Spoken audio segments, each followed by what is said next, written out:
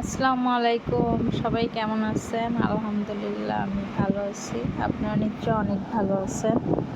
তো আলু ভর্তা করতেছি, এটাই আমাদের সকাল। দুপুর 12টার বেশি বেজে গেছে, কারণ বাসায় যেহেতু সবাই অসুস্থ, তো রেস্টই বেশি নেওয়া হচ্ছে। খাওয়া দাওয়া ওইভাবে কেউ করতেছেও না, আর আমাদেরও করা হচ্ছে না।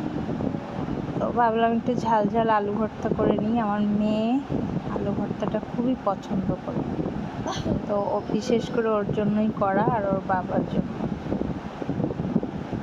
তো সকাল আর দুপুর একবারেই হয়ে গেল। এখন আলু ভর্তা করতেছি, আর গরুর কলিজাটা ভিজাই রাখছি, ওটা পরে রাতের জন্য রাতে রান্না করা হবে।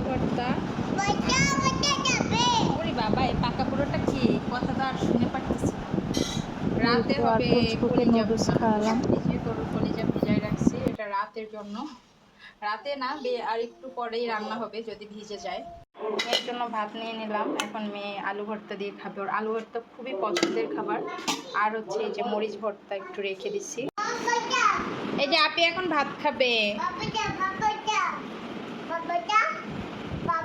চলো কি তুমি খাবে?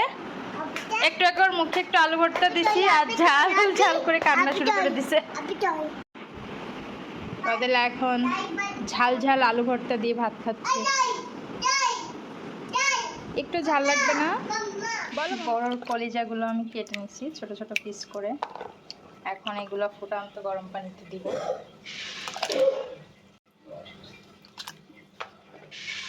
দিয়ে এগুলা একবার ফুটিয়ে পরিষ্কার করে নেব।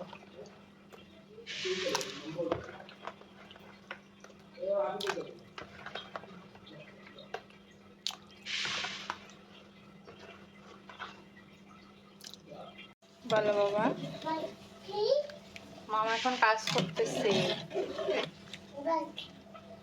এই যে দেখেন, কলিজা থেকে ময়লা বের হয়ে যাচ্ছে। এভাবে পরিষ্কার করে নিতে হয় কলিজাগুলো, অনেক ময়লা বের হচ্ছে। এখন আমি রুটি বানাই ফেলছি, হাতে এখনো আটা লেগে আছে, দিতে হবে।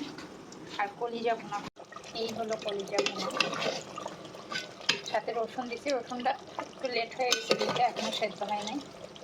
তো রুটির সাথে আপাতত কলিজা ভুনা খাওয়া হবে।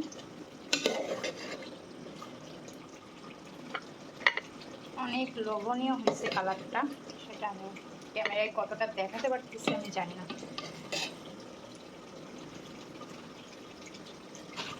আর ট্রাস্ট মি, আমি কলিজাটা খুব ভালো ভুনা করতে পারি। এটা যারা যারা খাইছে সবাই বলছে।